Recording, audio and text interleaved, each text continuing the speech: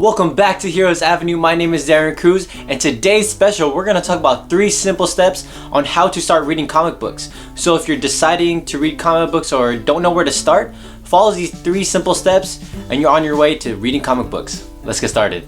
So step 1 on how to start reading comic books is figure out what you want to read. A lot of people already have an idea who they want to read. It could be about Batman, Superman, Captain America, Wolverine, so on and so forth. Or it could be a comic book TV show like The Walking Dead or I don't know, S.H.I.E.L.D., something like that, so you just want to get into it. Or if you have no idea who you want to read, where you want to start, use the internet. The internet is a great source. Wikipedia is a great source as well. I used Wikipedia when I first started just to get more of a background for these characters or these obscure characters I don't know about. And I know that Wikipedia isn't a great source for college and for school, but for comic book characters, it's pretty reliable and it's pretty accurate. So use that as a reference, as a source. You can't go wrong with that. So step 2 on how to start reading comic books, you have to decide whether if you want to read issues or trade paperbacks. With issues, these are really great because you get to read the current story arcs from current writers. You get to stay up to date on what's happening in the comic book world. And you can also frame these, like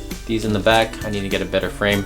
But these are really great to have. The only bad part about buying issues is that you have to wait an entire month to read the next story arc. A lot of issues, they do come out once a month, but for some books like Batman, they do come out twice a month, but that could be pretty heavy on your wallet. And that's another issue with buying issues per month. If you have a long list of issues that you want to read every week, it could be up to $20+ per week just to stay on top of things for issues. But if you're like me and you're a nerd and you just love story and you love reading the lore of these heroes, definitely worth it. And also with comic books, these do pile up in your room and your garage. A lot of people have boxes of issues that they haven't read or touched since they first bought them. They just don't want to throw them away just because, just to have them all in one place. But besides that, if you know how to store these, or if you want to donate them after you buy them, after like a year of collecting them, that's definitely a way to go. So trade paperbacks are really awesome to have just because they're a collection of 1 to 6 issues. You don't have to wait an entire month just to read the 3rd issue or the 4th issue. You can just buy the entire collection in one. You can just read it all in one time. This is really great because you're not having to pile up piles and piles of issues in your room or your house. You could just buy one gigantic book and you could just read it from there, from cover to cover. And this is also awesome because you could kind of cherry pick what you want to read. So if the character you want to read, like Batman, say you want to read Batman and you don't know where to start, you can just look online and see what are the best books out for him.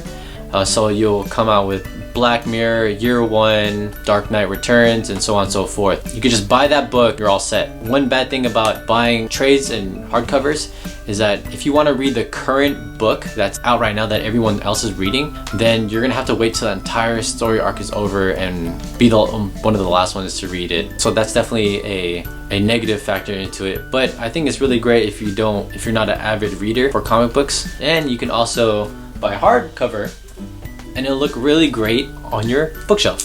So just put it like this. Looks really cool, right? I think so.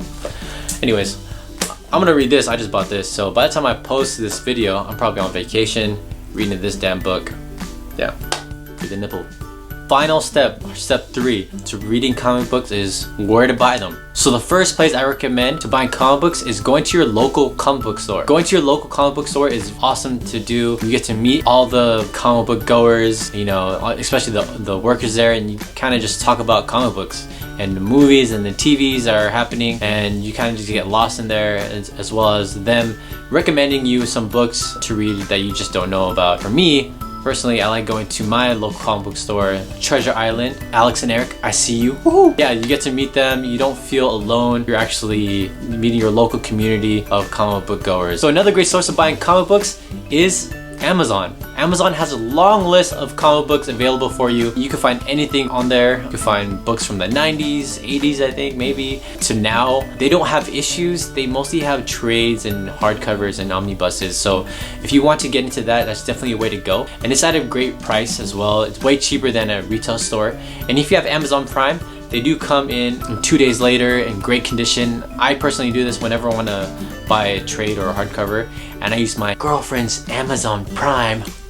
So it comes in 2 days later. I pick it up at Safeway at the locker, and it's in great condition, it's safe, and I get to start reading it. So definitely way to go if you want to get into buying trades online. So the last source to buying comic books is buying them online, buying them digitally, straight to your phone, your tablet, your Android tablet, your iPad, whatever. You can sign up like an account for Comixology or any other comic book online store, and you can just buy issues per month. Very convenient. You have everything stored in your hard drive. You don't have to worry about all the piles of issues in your room or in your house, because they're all stored in your tablet or your phone or just online in general.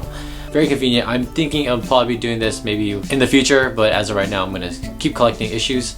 But if you're one of those types of people that love reading just books on your tablet and you want to start reading comic books, definitely do that. It's not weird at all. Everyone does it now. It's just for a lot of people that like going to the store or buying physical issues. They just like the feel of it. They love the smell of comic books for some reason. It's kind of like buying shoes. Some people like the smell of shoes, but for nerds, we like the smell of fresh ink and fresh paper hot off the press, right? So those are all my steps on how to read comic books. Thank you so much for watching, and if you want to keep on watching my videos, subscribe and like this video, and stay tuned for next week's episode. Thanks. Bye.